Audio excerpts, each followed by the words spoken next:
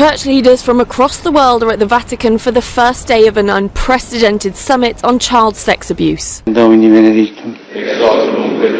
It's a global scandal that's rocked the Catholic Church, and while his predecessors have been accused of failing to properly address it, Pope Francis says the Church must take steps to protect its most vulnerable members. We hear the cry of the little ones who ask for justice.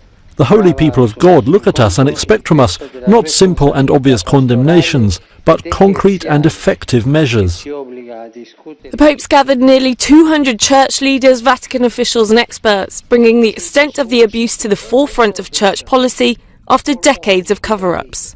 The wounds of the risen Christ carry the memory of innocent suffering, but they also carry the memory of our weakness and sinfulness.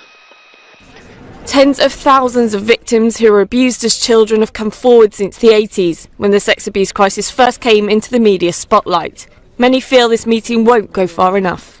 He's mentioned zero tolerance, but then we know he has personally sanctioned the reinstatement of priests or bishops that have abused or covered up.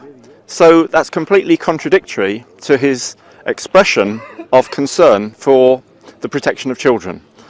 The Pope himself has said too much significance has been given to a meeting that cannot resolve decades of abuse in just 4 days. Regardless, it's seen as a key test of his leadership and could see the tide turn in the way the Church handles abuse.